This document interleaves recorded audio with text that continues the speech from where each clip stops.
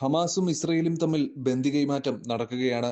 ഈ സാഹചര്യത്തിൽ ഗസയിലെ യുദ്ധത്തിനു മുമ്പ് നിലനിന്നിരുന്ന സ്ഥിരമായ സമാധാനം എന്നെങ്കിലും തിരിച്ചു വരുമോ എന്നാണ് ലോകം ഉറ്റുനോക്കുന്നത്.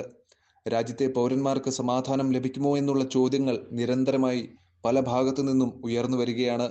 ആദ്യഘട്ട വെടിനിർത്തലിന് തൊട്ടു പിന്നാലെയാണ് രണ്ടാം ഘട്ട വെടിനിർത്തൽ ഉടൻ നടപ്പിലാക്കണമെന്നും അസാധ്യമായ വ്യവസ്ഥകൾ ഏർപ്പെടുത്തുന്നത് ഇസ്രയേൽ ഒഴിവാക്കണമെന്നും അന്താരാഷ്ട്ര രാഷ്ട്രീയ നിരീക്ഷകർ ആവശ്യപ്പെട്ടത്. 2023 പലസ്തീൻ ലിബറേഷൻ ഓർഗനൈസേഷൻ ഇസ്രയേലിനെ ആക്രമിക്കുന്നത്. 1500 പേർ വരെ ഇസ്രയേലിൽ കൊല്ലപ്പെട്ടതായി റിപ്പോർട്ടുണ്ട്. മറുപടിയായി ഇസ്രയേൽ ഗാസയിൽ വലിയൊരു യുദ്ധം അഴിച്ചുവിട്ടു. ഇതുവരെ ഗാസയിൽ 48,000 പേർ കൊല്ലപ്പെട്ടിട്ടുണ്ട്. അവരിൽ 99% പേരും സാധാരണക്കാരാണ്. അതുകൊണ്ട് തന്നെ യുദ്ധം തെറ്റായ ദിശയിലാണെന്ന് പറഞ്ഞുകൊണ്ട് ലോകരാഷ്ട്രങ്ങൾ ശബ്ദമുയർത്തി. പക്ഷേ അമേരിക്കയുടെ സഹായം ഉണ്ടായിരുന്നിട്ട് പോലും ഇസ്രയേൽ യുദ്ധം നിർത്താതെ തുടർന്നു. ഒരു താൽക്കാലിക വെടിനിർത്തൽ നിലവിൽ സാധ്യമാണ്.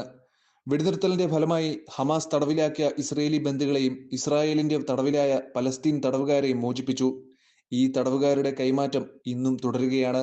അതുകൊണ്ട് യുദ്ധം ശാശ്വതമായി അവസാനിപ്പിക്കണമെന്നും വെടിനിർത്തൽ മാത്രമേ ഇരു രാജ്യങ്ങൾക്കും നല്ലതാകൂവെന്നും അന്താരാഷ്ട്ര നേതാക്കൾ ചൂണ്ടിക്കാട്ടുന്നു. എന്നിരുന്നാലും ഇവ എത്രത്തോളം സാധ്യമായെന്നത് ഇതുവരെ വ്യക്തമായിട്ടില്ല. വെടിനിർത്തൽ ഏകദേശം 15 മാസത്തോളം നീണ്ടു നിൽക്കും.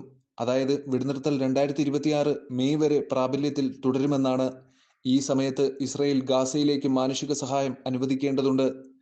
എന്നാൽ ആവശ്യമായ സഹായം ഇതുവരെ ലഭിച്ചിട്ടില്ലെന്നാണ് പലസ്തീൻ പറയുന്നത്.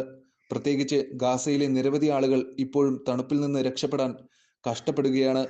കാരണം ഷെൽട്ടറുകൾ നിർമ്മിക്കാൻ ഉപയോഗിക്കുന്ന പുതപ്പുകളുടെ അഭാവമാണ് പലസ്തീൻ പൗരന്മാരെ ബുദ്ധിമുട്ടിക്കുന്നത്.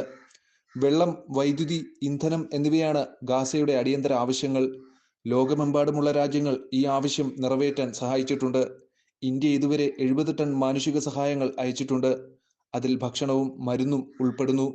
എന്നാൽ ഇസ്രയേൽ ഇവയെല്ലാം തടഞ്ഞു വയ്ക്കുകയാണ് ചെയ്യുന്നത്. ഇസ്രയേൽ അനുമതി നൽകിയാൽ മാത്രമേ സാധനങ്ങൾ കൊണ്ടുപോകുന്ന ട്രക്കുകൾക്ക് ഗാസയിലേക്ക് പ്രവേശിക്കാൻ കഴിയൂ. അതുകൊണ്ട് ഇസ്രായേൽ ഇത് അനുവദിക്കണമെന്നും ഗാസയിൽ സ്ഥിരമായ സമാധാനം സ്ഥാപിക്കണമെന്നും വിവിധ കക്ഷികൾ ആവശ്യം ഉന്നയിക്കുന്നുണ്ട്.